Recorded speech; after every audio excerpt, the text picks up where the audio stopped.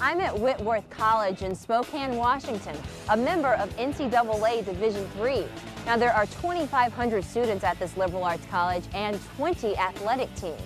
Okay, so which story should I tell you about first? There's the men's basketball team that's been ranked in the top 10 of Division III, the swim team that has won 4 straight conference titles, and there's the football team that finished the '06 season with an 11-1 record and won their first ever postseason game.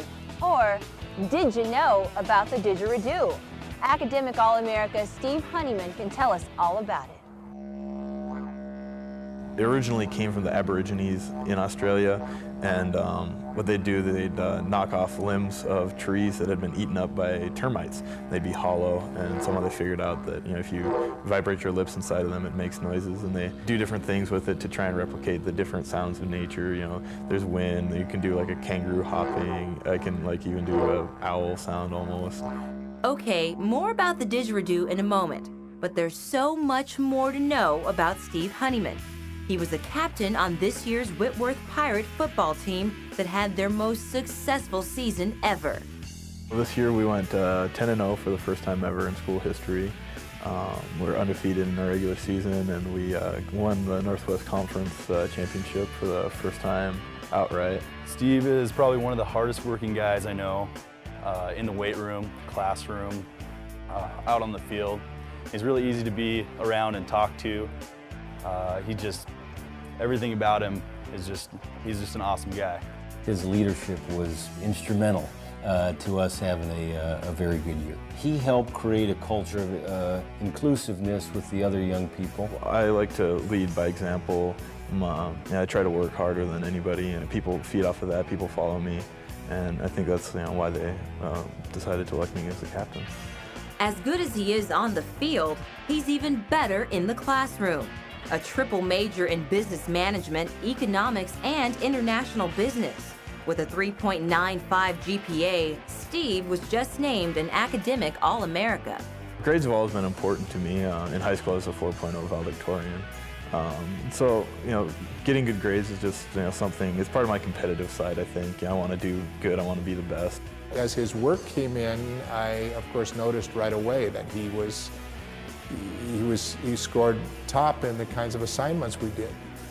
He's great in mathematics. We use a lot of mathematics and economics.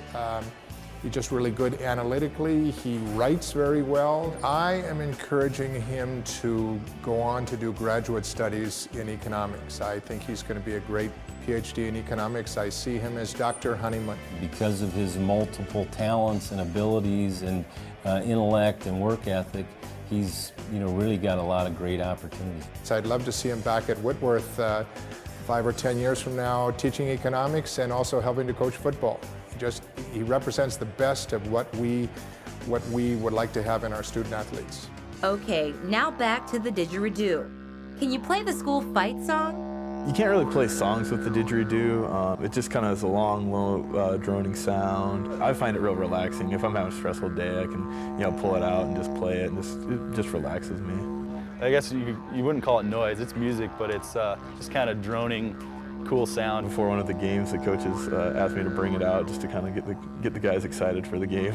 We played it before one of our games and got us all pretty hyped up, and so I think that's what helped us win that game. Was it the Didgeridoo? Or was it the Didgeridooer?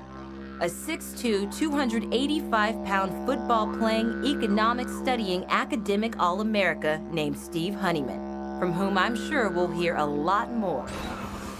Thank you, Steve. You know what? I think I'm becoming a fan of the Didgeridoo.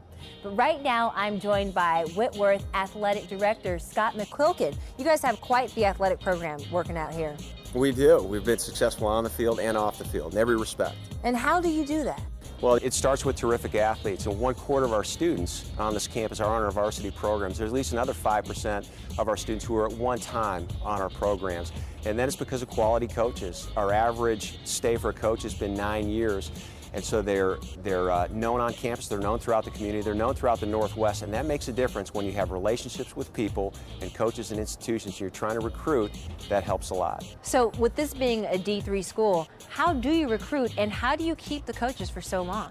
Well, you do your very best to provide them facilities, but a lot of it has to do with the institution they get in support from the president, from the vice presidents, and from our faculty. You come to one of our games, there are a host of faculty there in attendance. They know their students, they know their names, and the president of the college knows the student athletes, knows their hometowns, and even knows some of the names of the officials. So here at Whitworth, I mean, it's not just the swim team or the basketball team that's doing well. It seems like every team is breaking records. Is it contagious? Well, what we've tried to do philosophically is to run a program where you don't just have a flagship program where it's only football or men's basketball, women's volleyball, or women's basketball. We want all of our teams to be successful. We want every one of those coaches and every student athlete to feel like they're as important as any other athlete on campus.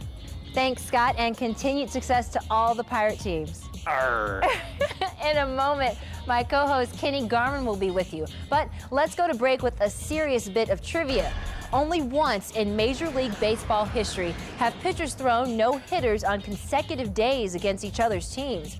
One of those men was a Whitworth athlete. We'll tell you who he was and who matched him when we get back on campus.